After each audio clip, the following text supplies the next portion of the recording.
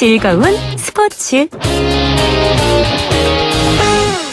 우리의 가슴을 뜨겁게 만드는 스포츠 뉴스, 최동호 스포츠문화연구소 소장과 함께합니다. 안녕하세요. 예, 안녕하세요. 네, 오늘의 키워드 한번 얘기해 볼까요? 뭐죠? 키워드가. 자, 오늘의 키워드는 품격으로 정해봤습니다. 품격이요? 예. 이게 뭔가 요즘에 지금 가장 핫한 이슈인 손흥민 선수랑 관련된 겁니까? 예, 그렇습니다. 그러니까 지난 4일에 그제 경기에서 이 손흥민 선수가 에버튼전이었는데 이 백태클을 가지고 안드레 고메즈라는 그렇죠. 선수가 부상을 당했죠. 근데 이 손흥민 선수가 이 고메즈 선수의 부상이 심각하다는 것을 인식하고서 두 손으로 머리를 감싸안고. 감싸고 괴로운 모습으로 이 퇴장당하는 일이 있었는데요. 이날 이 경기장에서 벌어졌던 일들을 뒤늦게 제가 얘기를 듣고 또 이 사고를 전하는 이 영국 언론의 태도에서 제가 느꼈던 바가 품격이었습니다. 아, 그래서 품격을 얘기하시는군요. 예. 자, 좋습니다. 오늘 그렇다면 이제 품격에 대해서 좀 구체적으로 얘기를 나눠보겠습니다. 우선 손흥민 선수가 괴로워하는 장면이 많이 보도가 돼서 사람들이 많이 이제 알고는 있는데요. 예. 자, 이날 무슨 일이 있었기 때문에 이 얘기가 나오게 된 건지 설명을 좀 부탁드리겠습니다. 그제 경기였거든요. 네. 이 토트넘하고 에버튼의 프리미어리그 11라운드 경기가 열렸고요. 이제 손흥민 선수가 공격수로 선발 출전했습니다. 그리고 후반 18분에 팀 동료예요. 서로 골을 주거니 받거니 하는 델리 알리 선수에게 어시스트를 연결해서 1대0으로 앞서가게 됐거든요. 이때까지는 딱 좋았습니다. 좋았죠. 네. 예, 그런데 후반 33분에 안드레 고메스, 이제 에버튼의 미드필더인데 수비하러 들어왔다가 안드레 고메스를 막으려고 뒤에서 태클을 시도했어요. 근데 이 고메스 선수가 태클을 받고 중심을 잃고 넘어지면서 토트넘의 그 세르주 오리에라는 선수가 있거든요. 네. 이 넘어지면서 오리에 선수하고 또 다시 충돌한 겁니다. 아. 근데 오른쪽 발목이 완전히 돌아가서 이 발목 뼈가 부러지는 발목 골절 부상을 당했거든요. 네. 주심 맨 처음에 이 손흥민 선수에게 옐로우 카드, 경고 카드를 꺼내려고 하다가 네. 부상이 심각한 것을 알고서 레드 카드를 줬죠. 근데 이때까지만 하더라도 손흥민 선수가 얼굴 표정은 덤덤했거든요. 네, 선수들이 막 몰려들면서 부상이 정말 심각하다는 것을 인식하고서는 괴로워하고 경기 끝나고 난 뒤에는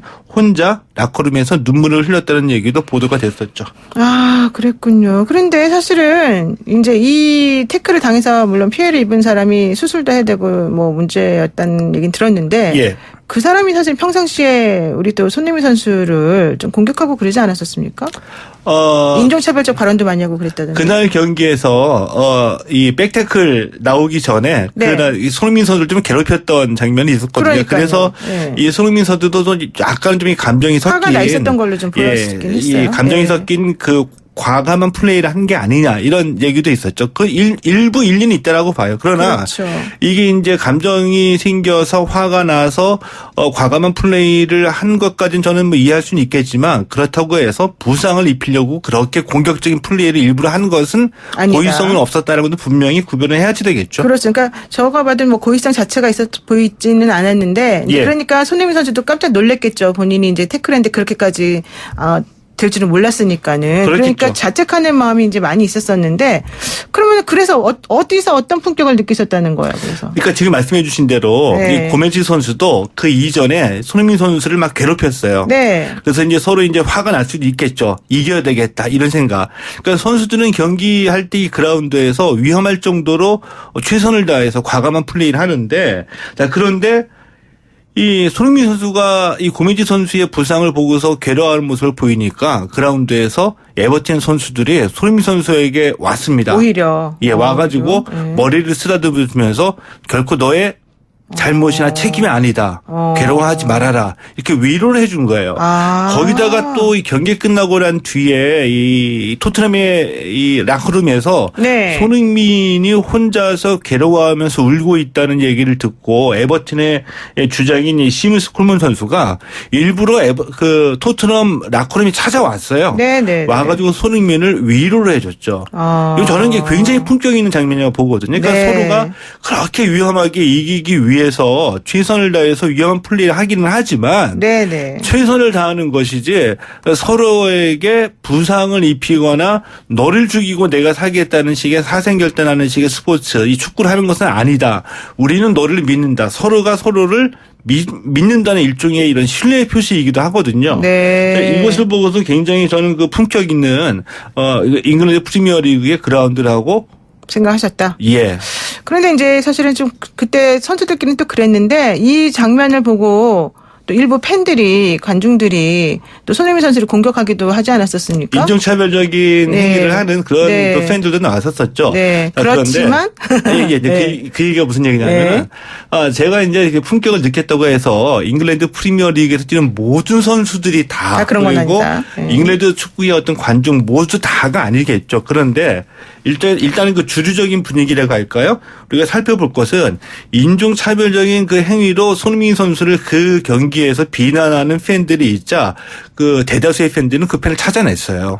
찾아내서 그러지 마라. 다시는 경기장에 축구장에 출입하지 못하게 우리가 대처를 하자. 그러니까 오. 일부의 그런 행위를 하는 팬들이 나타날 수도 있는데 문제는 이 사고가 벌어지고 난 다음에 대처. 그렇군요. 그리고 이 대처를 바라보는 팬들의 지지, 그리고 선수들의 태도, 이것에서 진정한 품격이 느껴진다라고 볼 수가 있겠죠. 진짜 품격 맞네요. 그러니까 예. 실질적으로 뭐 그럴 수 있죠. 사실은 화가 날 수도 있고 순간적으로 오해할 수도 있고. 근데 우리가 흔히 하는 얘기로 사고는 날 수는 있는데 네네. 중요한 것은 사고가 발생한 이후에 대처하는 것을 보면은 그 수준과 품격을 알 수 있다는 상당히 얘기죠. 성숙한 그런 의식이나 행동을 보여주고 있는 것으로 지금 보여지는데요. 결과적으로는 선수들이 어차피 이런 운동을 하다 보면은 사실은 격렬해질 수밖에 없고 그 순간에 그런 행동이 나올 수 충분히 있다. 다만 그 일부러 그런 게 아니니까 그런 사고가 터졌을 때는 항상 미안해하고 수습을 하는 게 중요하다 이런 거잖아요. 그렇죠. 근데 꼭 그 반대되는 사례도 많이 있거든요. 그러니까 꼭 우리만 그렇군요. 그렇다는 것도 아니고 뭐 전 세계에서 벌어지는 건데 스포츠에 대한 잘못된 이해죠. 왜냐하면 기본적으로 스포츠는 경쟁해야지 되잖아요. 그렇죠. 승리를 위해서 뛰는 그렇죠. 거예요. 그러니까 자, 그런데 우리도 보통 언론에서도 전사니 전쟁이니 이런 표현을 하는데 스포츠는 너를 죽여야지 내가 사는 전쟁이 아니거든요. 근데 이기는 것에 매달리다 보니까 경기 도중에 상대 선수들에게 욕설을 하는 경우도 있고요. 또 부상 당할 수도 있다는 것을 알면서도 위험한 플레이를 하는 경우도 있고요. 실제로. 그 지도자 같은 경우에도 본인이 흥분해서 상대 선수들을 욕설하고 우리 선수에게 지시할 때에도 흥분해서 막 욕설하는 경우도 많이 있거든요. 그렇죠. 이 스포츠를 잘못 이해하고 있는 겁니다. 최선을 다하되 너를 죽여야지 내가 사는 그런 사생결단의 경쟁 무대는 아니거든요. 네, 그렇군요. 지금 우리 보이는 라디오를 보고 계시는 김옥균님께서요. 최동훈님, 세월의 격세지감을 느낍니다. 옛날에 TV 방송할 때 젊고 흰머리 도 없었는데 이게 웬일입니까? 이렇게 보내시네요. 이야, 이것도 사실은 상당히 품격 있는 지적인 것 같은데. 아니, 우리 선수들을 보는 아빠의 마음으로 바라보는 그런 나이가 알겠습니다. 됐습니다. 네, 그런데요. 지금 사실은 이제 이걸로 인해서 손흥민 선수는 원래 3게임 출장 정지를 그때 받은 걸로 알고 있는데 예. 이게 좀 풀렸습니까? 예, 풀렸죠. 네, 갑자기 또 풀렸어요. 이 토트넘이 3게임 출장 정지는 좀 억울하다. 왜냐하면 심판도 맨 처음에 옐로우 카드 꺼냈다가 레드카드 냈잖아요. 옐로우 카드 꺼내려고 하다가 네. 부상이 심각하다는 것을 알고서 레드카드를 바꿨거든요. 네. 그런데 이 손흥민 선수의 태클이 하나의 원인은 됐지만 결정적으로 그 심각한 부상의 직접적인 원인은 아니다. 라는 것들이 이제 많은 분들 전문가들의 얘기이기도 하고요. 네. 고의성이 없었는데 3경기 출장 정지는 너무 과하다라고 항소를 했습니다. 그렇군요. 네, 잉글랜드 축구협회가 이 항소를 받아들여 가지고 오늘 새벽에 3경기 출장 정지는 취소를 했죠. 그렇죠. 맞습니다. 자, 어쨌든 그 소식을 꼭 전해드리고 싶어서 제가 콕 찍었습니다. 예. 자, 그런데요. 어쨌든 그 에버튼 선수들이 보여준 이런 태도에서 사실 품격을 느꼈다고 우리 지금 소장님께서 말씀하셨는데 예. 이 사고를 보도한 영국 언론의 보도도 사실은 상당히 좀 주목할 만한 점이 있는 것 같아요. 어떻습니까? 우리가 좀 네. 보고 생각해 볼 만한 그 보도가 몇 차례 있었거든요. 그러니까 네. 이제 BBC의 팟캐스트가 있어요. 이 네. 팟캐스트의 이름은 풋볼 데일리거든요. 여기서 이제 사고가 난 끝난 그 다음날 방송을 하는데 이 첫 번째 소식으로 이 고메즈의 부상을 다뤘거든요. 이제 그 패널에 은퇴 선수들이 나왔어요. 2명의 은퇴 선수들이 패널로 나왔는데 MC가 첫 번째 질문을 뭐라고 했냐면은 네. 자, 우리 같았으면 아마 가장 궁금해하는 거 누가 잘못한 거냐? 아니면은 네, 잘못을 따지겠죠. 뭐 고의성이 네. 있었냐 없었냐? 네, 네, 나쁜 사람이냐 좋은 사람이냐 가리는 그러니까, 질문을 했을 우리 약간 텐데 가리죠. 네. 이 BBC 팟캐스트의 첫 번째 질문은 이렇게 경기 중에 큰 사고가 났을 경우에 부상을 당한 선수나 이 부상을 가한 선수나 아니면 이 사고 장면을 지켜본 선수들이 트라우마가 있을 텐데 어떻게 하면 이 트라우마를 극복할 수 있겠느냐. 이것이 첫 번째 질문이었거든요. 첫 번째 질문의 품격이 다르다. 예. 그렇군요. 그리고 이제 BBC 스포츠 하이라이트 프로그램이 있거든요. 네. 이 프로그램은 사고 당일에 이 부상 소식을 전해주면서 앵커가 이렇게 얘기를 했습니다. 자, 이제 이 레드 카드가 나온 장면을 함께 보실 텐데요. 네. 우리는 와이드 앵글로 준비했습니다. 와이드 앵글이라는 거는 네. 멀리서 크게 잡아가지고 자세하고 심각하게 강조하지 않는다는 뜻이거든요. 리플레이도 물론 보여드리겠는데 이 고메스 선수가 다치는 장면은 그 바로 앞 장면에서 화면을 멈추겠습니다. 왜 그러는 거예요, 그러면? 왜냐하면 네. 이 부상 장면을 부각해서 반복적으로 보여줄 경우에 네. 이 화면들로 인해서 또 다른 상처를 받게 될 선수들이나 이 선수의 관계자들이나 예를 들어서 손흥민 선수가 이 장면이 TV 뉴스에서 계속해서 반복돼서 나오는 장면을 보게 된다면 네. 더 괴로워지겠죠. 고민수 선수도 마찬가지고요. 이 관계자들 이런 것들에 대한 배려이거든요. 근데 우리도 한 가지 봤을 때 이런 사고가 있었다는 것은 뉴스는 틀림이 없습니다. 근데 이 사고 장면을 부각시켜서 반복되어지는 나오는 장면을 우리가 꼭 화면으로 봐야 될 이유는 없다. 없죠. 그러니까 이거네요.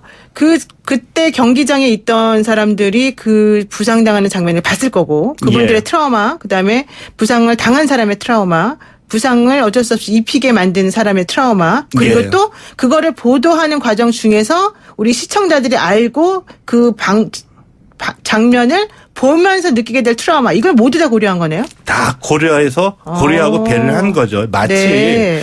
이제 저 같은 경우에도 아까 그 청취자분들이 문자를 주셨지만 이제 아빠 마음이 되는 나이가 됐거든요.